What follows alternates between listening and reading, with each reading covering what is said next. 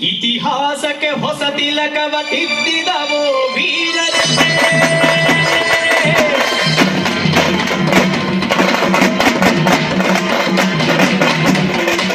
ಒಳಗಾಂಗಣದಲ್ಲಿ ಅಮರರಾದ ಶೂರರೇ, ಇದೋ ನಿಮಗೆ ನಮ್ಮ ಈ ಸಲಾಮಗಳು. ಹಗಲಿರುಳು ಇರಲಿ ನಮಗೆ ನಿಮ್ಮ ನೆರಳು. ಇದೋ ನಿಮಗೆ ನಮ್ಮ ಈ ಸಲಾಮಗಳು. ಹಗಲಿರುಳು ಇರಲಿ ನಮಗೆ ನಿಮ್ಮ ನೆರಳು. ಜಯ ಜಯ ಹೇ ಸ್ವಾಭಿಮಾನಿಗಳೇ, ಮೀಸಲ ಸಮರ ಸಿಂಹಗಳೇ. ಜಯ ಜಯ ಹೇ ಸ್ವಾಭಿಮಾನಿಗಳೇ, ಮೀಸಲ ಸಮರ ಸಿಂಹಗಳೇ. ಇತಿಹಾಸದ ಹೊಸ ತಿಲಕವ ತಿದ್ದಿದವೋ ವೀರರೇ, ಒಳಗಾಂಗಣದಲ್ಲಿ ಅಮರರಾದ ಶೂರರೇ. ಇತಿಹಾಸದ ಹೊಸ ತಿಲಕವ ತಿದ್ದಿದವೋ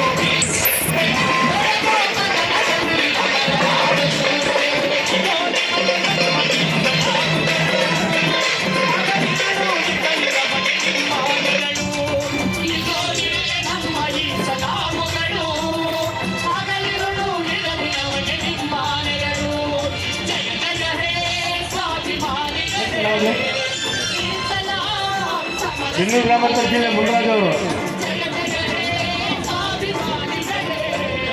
ಶಿವರಾಜ್ ಜಂಕಲ್ ಅವರು ಕೆಲವೊಂದು ಮಹಾಸಭಾದ ರಾಜ್ಯ ಜಿಲ್ಲಾಧ್ಯಕ್ಷರು ವೇದಿಕೆಯಲ್ಲಿ.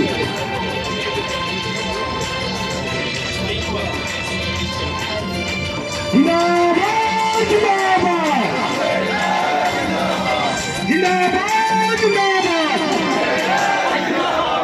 ಮನೆಗೆ ಕನ್ನ ಹಾಕಿ ಬದುಕಿದವರ,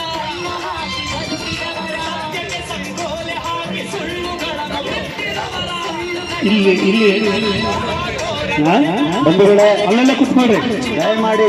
ಎಲ್ಲರೂ ಸಹ ತಮ್ಮ ಕೈಲಿರುವಂತಹ ಬಾಬಾ ಸಾಹೇಬ್ ಅಂಬೇಡ್ಕರ್ ಅವರ ಫೋಟೋಗಳನ್ನು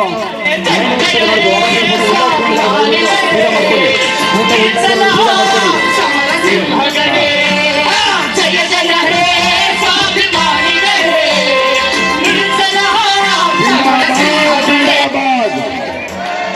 ಜೋರ ಕೂಗಬೇಕು. ಅಲ್ಲಿರುವಂತಹ ಕೇಳಿ ಅಮಿತ್ ಶಾ ಕೇಳಿಸ್ಬೇಕು.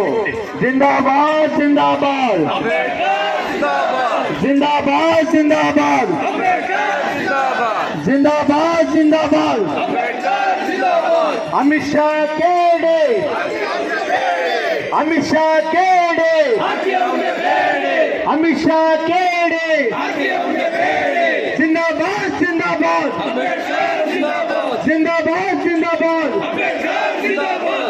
ಫೋಟೋ ಸ್ವಲ್ಪ ಕ್ಯಾಮರಾ ಇಟ್ಕೊಂಡ್ಬಿಡಿ, ಒಂದು ಫೋಟೋ ತಗೊಂತಾರೆ.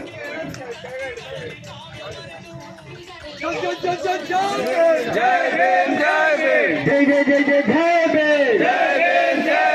ಜೈ ಜೈ ಜೈ ಜೈ ಜೈ ಬೇ, ಜೈ ಜೈ ಜೈ ಜೈ ಜೈ ಬೇ.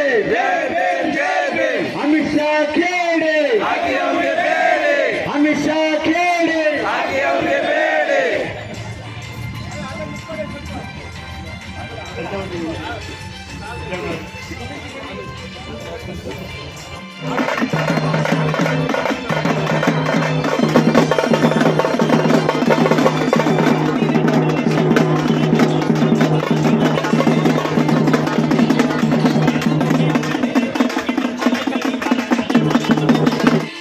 ಕಪ್ಪು ಮಣ್ಣಿನಲ್ಲರಳಿದ ಕೆಂಪು ಗುಲಾಬಿಗಳು ಕೆರಳಿ ಮಹಾಜನರ ಮಹಾಬಲದ ದಿಗ್ವಿಜಯ ನಿರ್ಭವದು. ಜಯ ಜಯ ಹೇ ಸ್ವಾಭಿಮಾನಿಗಳೇ. ಇದು ಸ್ವರ್ಗ. ಹೇ ಅಮಿತ್ ಶಾ ಅವರೇ, ಯಾವ ಸ್ವರ್ಗವನ್ನ ನೀವು ತೋರಿಸ್ಬೇಕಂತಿದ್ದೀರಿ? ನಮಗೆ ಆಲ್ರೆಡಿ ಅಂಬೇಡ್ಕರ್ ಅವರು ಸ್ವರ್ಗವನ್ನ ತೋರಿಸಿದ್ದಾರೆ. ಅಂಬೇಡ್ಕರ್ ಅವರೇ ನಮ್ಮ ಸ್ವರ್ಗ, ಅಂಬೇಡ್ಕರ್ ಅವರೇ ನಮ್ಮ ನಾಯಕ, ಅಂಬೇಡ್ಕರ್ ಅವರೇ ನಮ್ಮ ಮಾರ್ಗದರ್ಶಕ. ನೀವು ಅಂಬೇಡ್ಕರ್ ಅವರನ್ನ ಬಿಟ್ಟು ಅಂಬೇಡ್ಕರ್ ಅಂದ್ರೆ ಏನು ಸಿಕ್ಕಲ್ಲ, ದೇವರು ದೇವರು ದೇವರು ಅಂದ್ರಿ ಅಂತ ಹೇಳಿದ್ದೀರ. ನಮ್ಮ ಜನ 5,000 ವರ್ಷಗಳ ಕಾಲ ದೇವರು ದೇವರು ದೇವರು ಅಂದ್ರು.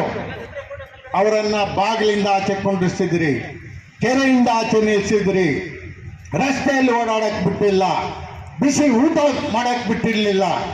ಇನ್ನು ಯಾವ ಸ್ವರ್ಗವನ್ನು ನೀನು ತೋರಿಸ್ತೀಯ? ಇನ್ಯಾವ ಸ್ವರ್ಗವನ್ನು ತೋರಿಸ್ತೀಯ?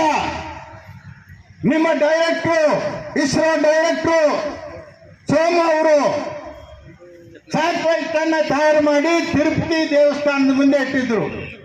ಅದು ತಿರುಪತಿ ವೆಂಕಟರಮಣ ಸ್ವಾಮಿ ದೇವಸ್ಥಾನ ಅಲ್ಲ, ಅದು ಬುದ್ಧ ಬಂದಿರೋದು.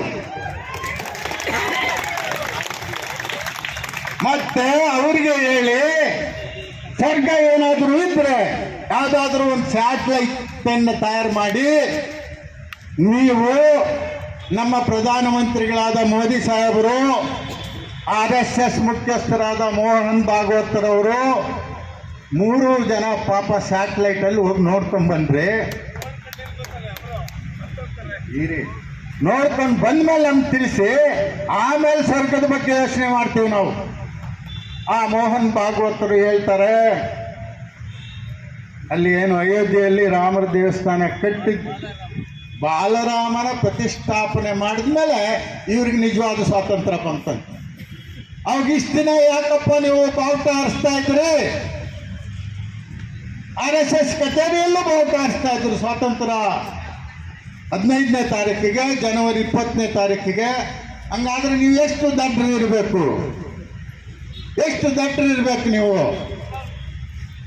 ನಿಜವಾದ ಬುದ್ಧಿವಂತರು ನಾವಿಲ್ಲಿದ್ದೀವಿ ನೋಡಿ. ಇಲ್ಲಿ ಕುಂತಿರೋರೆಲ್ಲ ಬುದ್ಧಿವಂತರೇನೆ, ಇಲ್ಲಿ ಕುಂತಿರೋರು ಎಲ್ಲರೂ ಬುದ್ಧಿವಂತರೇ.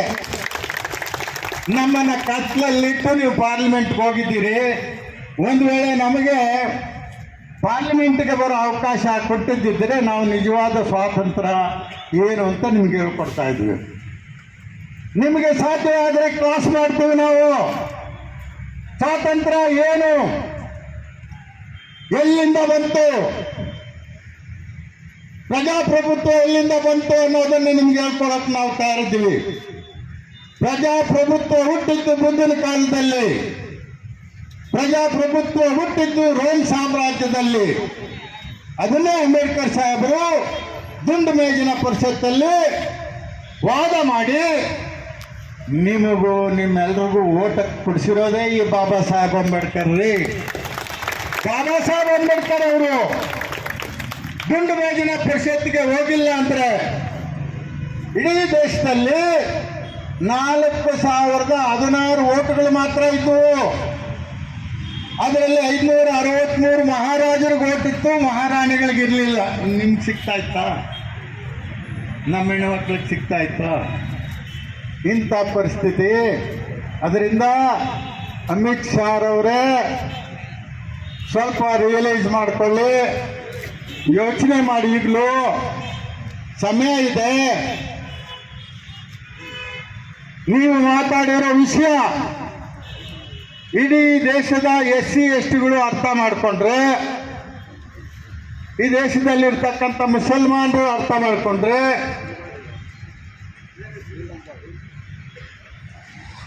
ಈ ದೇಶದಲ್ಲಿರ್ತಕ್ಕಂಥ OBCಗಳೇನಾದರೂ ಯೋಚನೆ ಮಾಡಿ ತೀರ್ಮಾನ ತಗೊಂಡ್ರೆ, ಇನ್ನು 10-15 ವರ್ಷಗಳಲ್ಲಿ ನೀವು ಪಾರ್ಲಿಮೆಂಟ್ ಒಳಗಡೆ ಇರೋಕ್ಕೆ ಸಾಧ್ಯ ಇಲ್ಲ.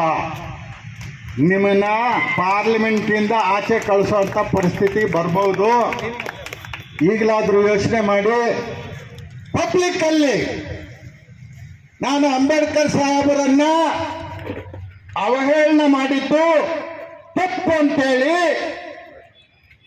ಮೀಡಿಯಾ ಮುಂದೆ ಹೇಳಿ, ಈ ರಾಷ್ಟ್ರದ ಬಹುಜನರ ಮುಂದೆ ಹೇಳಿ, ನಾನು ಸರ್ವತಾ ತಪ್ಪು ಮಾಡಿದ್ದೀನಿ, ಅಂಬೇಡ್ಕರ್ ಸಾಹೇಬರನ್ನ ಕಂಡಮ್ ಮಾಡೋದ್ರ ಮೂಲಕ ಅಂತೇಳಿ ತಪ್ಪನ್ನು ಒಪ್ಕೊಳ್ಳಿ.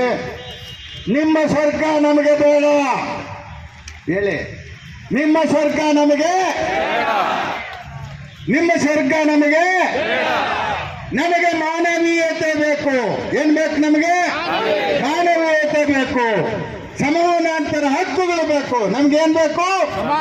ನಮ್ಮ ಹಕ್ಕುಗಳು ಬೇಕು. ಈಗಲೂ ನಮ್ಮ ಹಕ್ಕುಗಳನ್ನ ನಮಗೆ ಸರಿಯಾಗಿ ಕೊಟ್ಟಿಲ್ಲ. ಭೂಮಿಯನ್ನು ಹಂಚಿಕೆ ಮಾಡಿಲ್ಲ, ಹಣಕಾಸನ್ನು ಸರಿಯಾಗಿ ಹಂಚಿಕೆ ಮಾಡಿಲ್ಲ. ಇವತ್ತು ಕಾರ್ಖಾನೆಗಳೆಲ್ಲ ನಿಮ್ಮ ಕೈಯಲ್ಲಿದೆ, ಹೋಟೆಲ್ ಇಂಡಸ್ಟ್ರಿ ನಿಮ್ಮ ಕೈಯಲ್ಲಿದೆ, ಏರೋಪ್ಲೇನ್ ಇಂಡಸ್ಟ್ರಿ ನಿಮ್ಮ ಕೈಯಲ್ಲಿದೆ, ಕಾರ್ಗಳ ಫ್ಯಾಕ್ಟ್ರಿಗಳು ನಿಮ್ಮ ಕೈಯಲ್ಲಿದೆ. ನಮ್ಮ ಕೈಯಲ್ಲಿ ಏನಿಲ್ಲ. ಆದರೆ ಎರಡಲಗಿನ ಕತ್ತಿ ರೀತಿಯ ಒಂದು ಓಟಿದೆ, ಅದು ಅಂಬೇಡ್ಕರ್ ಸಾಹೇಬ್ರ ಕೊಡುಗೆ. ಇದನ್ನೇ ಬಳಸಿ ಮುಂದಿನ ದಿನಗಳಲ್ಲಿ ನಿಮಗೆ ಪಾಠವನ್ನು ಕಲಿಸ್ತೀವಿ ಅಂತ ಹೇಳ್ತಾ ನನಗೆ ಪ್ರಸ್ತಾವನೆ ಮಾಡೋದಕ್ಕೆ ಅವಕಾಶ ಕೊಟ್ಟಂತ ಇಲ್ಲಿ ಕುಂತಿರ್ತಕ್ಕಂಥ ಎಲ್ರಿಗೂ, ಈ ಕಡೆ ಕುಂತಿರ್ತಕ್ಕಂಥ ಎಲ್ರಿಗೂ, ನಿಮಗೆಲ್ರಿಗೂ ಜೈ ಭೀಮ್ ವಂದನೆ ಹೇಳಿ ನನ್ನ ಮಾತುಗಳನ್ನು ಮುಕ್ತಾಯ ಮಾಡ್ತೇನೆ. ಜೈ ಭೀಮ್. ಆತನಿಗೆ ಗೊತ್ತಾಗಬೇಕು ಯಾರು, ಅಮಿತ್ ಶಾ.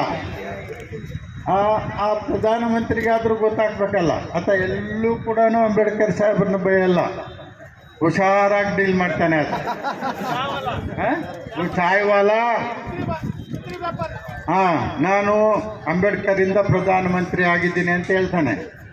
ಈ ಮನುಷ್ಯ ತಲೆಕಟ್ಟಿರೋನು. ಅದರಿಂದ ನಮಗೆ ಮಾನವೀಯತೆ ಬೇಕು. ಇನ್ನೊಂದ್ಸಾರಿ ಹೇಳ್ಬಿಡ್ರಿ, ಜೈ ಭೀಮ್, ಜೈ ಭೀಮ್. ಸನ್ಮಾನ್ಯ ಬಿ ಗೋಪಾಲ್ ಅವರಿಗೆ ಧನ್ಯವಾದಗಳು. ಈಗ